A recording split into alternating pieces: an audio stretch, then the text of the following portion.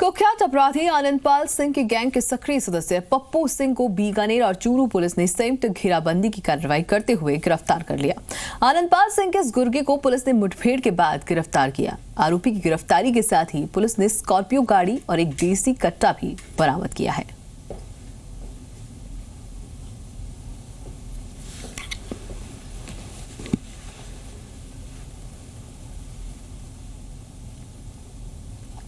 बूंदी के Kishorpura toll plaza पर मारपीट और तोड़फोड़ के मामले में विधायक अशोक चांदना ने टोल प्लाजा के पास पड़ाव डाल दिया। सरपंच के बचाव में विधायक पुलिस और प्रशासन के अधिकारियों पर ही गंभीर आरोप लगा रहे हैं। बूंदी में NH 52 स्थित केशवपुरा टोल प्लाजा पर हथियारों से लैस सरपंच बाबूलाल और उसके समर्थकों ने मारपीट और तोड़फोड़ की। आरोप ये भी है कि हंगामे के दौरान 85,000 रुपए पर भी हाथ साफ कर लिया गया। इस दौरान सरपंच बाबूलाल ने पुलिस कर्मी को भी नहीं बख्शा। ये पूरी वारदात CCTV में कैद हो गई है। एक्चुअली हुआ यूँ कि हमारे जो अकाउंटेंट साहब थे वो मैनेजर साहब को पैसे देके ऊपर से नीचे आ रहे थे। अब वो जैसे ही नीचे आए तो उनके साथ यहाँ पे मारपीट हो गई।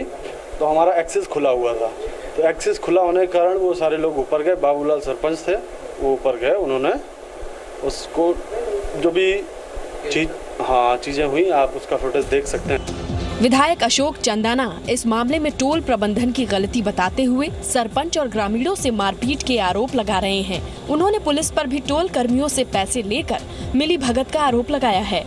विधायक का कहना है कि टोल प्रबंधन के खिलाफ कार्रवाई नहीं होती है तो पुलिस का घेराव किया जाएगा।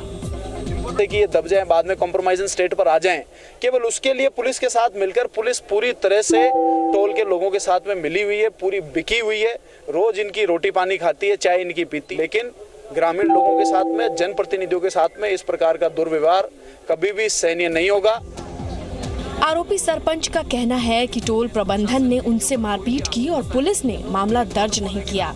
पुलिस पूरे मामले की जांच में जुटी है। यानी कुछ फॉलोवर्स 10-20 आदमी आए, हाथों में लकड़ियां लिए और हमारे अंदर घुस के इन्होंने मारपीट की, हमारा कैश ले गए और तोड़फोड़ की। बताया ये भी जा रहा है कि सरपंच और उसके गुंडे वाहन चालकों से अवैध वसूली करते हैं। टोल कर्मियों ने इसकी शिकायत की तो सरपंच गुंडागर्दी पर उतर आए। उधर सरपंच भी टोल प्रबंधन पर आरोप लगा रहा है। सरपंच भले कुछ भी कहे और कुछ भी आरोप लगाए, लेकिन जो किया है वो सब कैमरे में कैद हो गया। गौरव मूमिया, जी मीडिया, झालावाड़। सीकर में मेडिकल कॉलेज खुलने का रास्ता साफ हो गया है। एक दानदाता ने कॉलेज के लिए 22 एकड़ जमीन मुहैया करा दी। जमीन मिलने के साथ ही मेडिकल कॉलेज के विकास को पंख लगने की उम्मीद है। लोगों का भरोसा है कि अगले सेशन से कॉलेज चालू हो जाएगा। सीकर मेडिकल कॉलेज की राह में रोड़ा बनी जमीन की कमी अब दूर हो गई है। एक दानदाता ने मेडिकल कॉलेज के लिए 22 एकड़ जमीन मुहैया करा दी। 1 अरब रुपए कीमत की ये जमीन श्री कल्याण आरोग्य सदन ट्रस्ट ने मेडिकल कॉलेज के लिए दान दिया है। जमीन के ट्रांसफर होने के साथ ही जमीन की अड़चन दूर हो गई है। जमीन दान देने वाले ट्रस्टी भी मेडिकल कॉलेज खोले जाने से खुश है। तो पूज्य स्वामी सुमेधानंद जी ने, जो हमारे क्षेत्र के लोकप्रिय सांसद है, उन्होंने इस पीढ़ी को उठाकर के संकल्प को पूरा किया। मैं समझता हूँ सीकर की आने वाली पीढ़ियाँ पूज्य महाराज सुमेधानंद जी को हमेशा धन्यवाद ज्ञापित करती रहेगी और इतिहास में, सीकर के इतिहास में उनका नाम हमेशा के लिए लिखा जाएगा। जमीन हासिल करने के लिए एड़ी चोटी का जोर लगाने वाले स्थानीय सांसद सुमेधानंद सरस्वती ने भी ट्रस्टी को साधुवाद दिया। मैं समझता हूँ कि सीकर जनता को बहुत बड़ी सौगात है। सीकर के मेडिकल निर्माण में एक ही पड़ाव मैंने पार कर लिया है। आगे का काम जैसे भी आगे से मिलेंगे तो करते रहेंगे। मुझे जिम्मेदारी सौंपी गई है। मेडिकल कॉलेज के लिए जमीन मिल जाने से इसे शुरू करने के काम में भी तेजी आएगी। सीकर के लोगों की एक भावना थी कि हमारे यहाँ मेडिकल कॉलेज होना चाहिए। आरोग्य सदन सांवली के द्वारा आज मेडिकल कॉलेज के लिए भूमि से संबंधित परिपत्र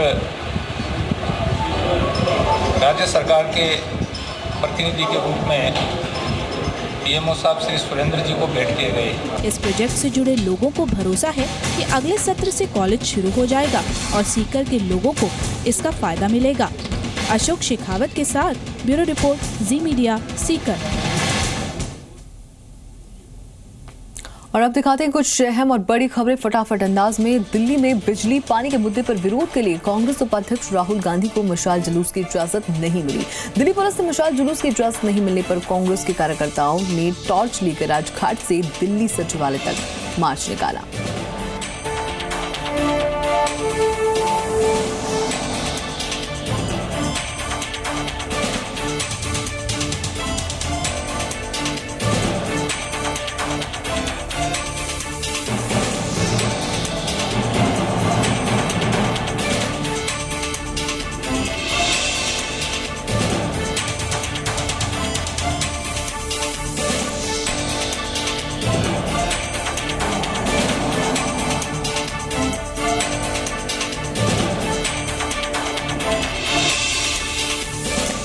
इधर उत्तराखंड के टिहरी जिले में बादल फटने से कई गांवों में सैकड़ों घर क्षतिग्रस्त हो गए और एक व्यक्ति की मौत हो गई। सड़कों को भारी नुकसान होने से कई जगह ट्रैफिक बंद हो गया और 4 धाम की यात्रा प्रभावित हुई। इधर देहरादून में तूफानी हवाओं के चलते कई पेड़ उखड़ गए।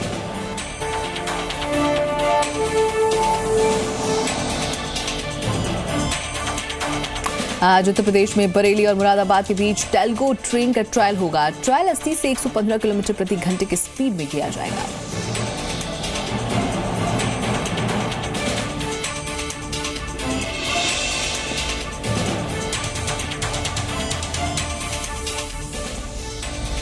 और आपको बता दें कि जहां बात आपके पते की, जिसमें जरूरी दवाएं अब सस्ती हो जाएंगी। 500 से ज्यादा दवाएं 80% तक सस्ती होने की बात है। 350 मूल दवाओं के मूल्य नियंत्रण के दायरे में सरकार लाने की सोच रही है। एनपीपीए ने डीओपी को ड्रग प्राइस कंट्रोल ऑर्डर बदलने के लिए लिखा है, जिसमें 500 से ज्यादा दवाएं 80% तक सस्ती हो जाएंगी। यानी कि आपके लिए जरूरी दवाएं सस्ती होने वाली हैं।